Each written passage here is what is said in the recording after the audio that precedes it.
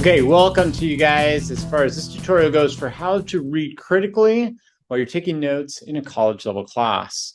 So you're probably wondering, why are we taking notes on how to take notes? And I can imagine for a moment you might be thinking what a lot of guys are thinking when they have to sit down and take notes. Like, why even take notes anyways? I can remember this stuff.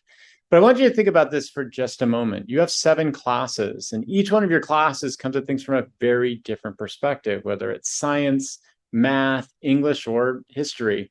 The likelihood that you're going to retain that information is going to be really tough if you're not taking notes. And this gets into the 3 big reasons why I think you ought to be taking notes pretty much any time that you're reading through anything. Number 1, your short-term versus your long-term memory. So I'm sure you've heard of this. Your short-term memory is when you're sitting in front of something, you're reading through it, and you're like, I got this, not a problem. And then you get home, and after taking 6 other classes, you're like, wait a second, I don't think I got that one. You need to have a way to have long-term memory, and note-taking is really important to be able to do that. There's a second big reason why note-taking is so important. There have been plenty of studies to show this.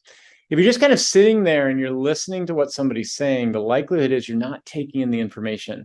But when you put your hand to pen or pencil and it's down on paper and you're taking notes, you tend to remember it more. Why is that? Because you're using more of your senses. You're using your muscle memory, which brings us to the third big point that pretty much everybody's pretty familiar with at this point.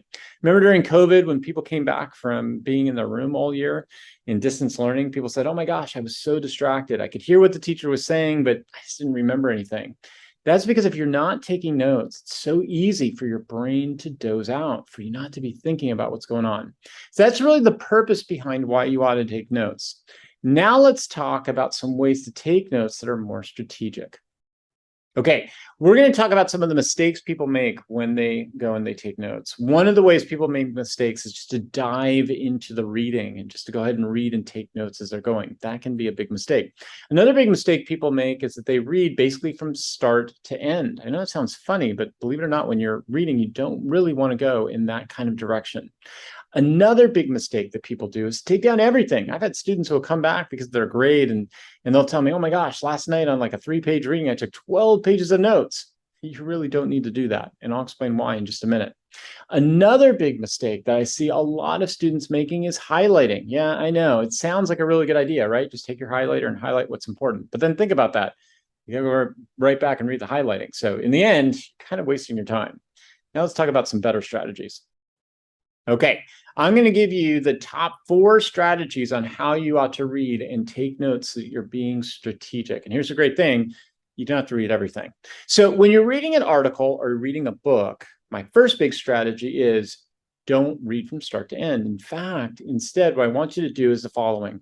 You're going to start off by reading the introduction, the conclusion, and then scanning the middle part. So you read the introduction to see what the big idea is, the conclusion to verify if that was the big idea, and then you want to read the topic sentences and pick out the big examples.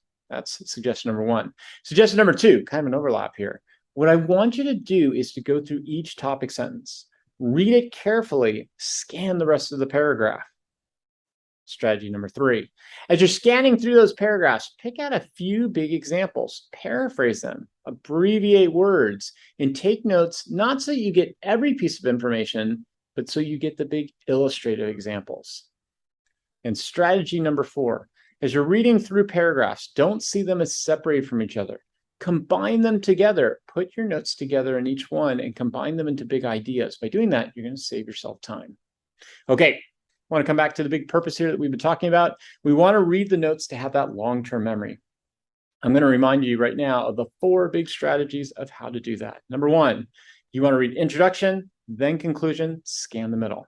Strategy number 2, you want to read the topic sentences slowly to get a general idea of the essay. Strategy number 3, don't take notes on everything. Take notes on the big illustrative examples. They're going to help you out during class. And strategy number 4, combine ideas between paragraphs. Okay, hope this helped you out.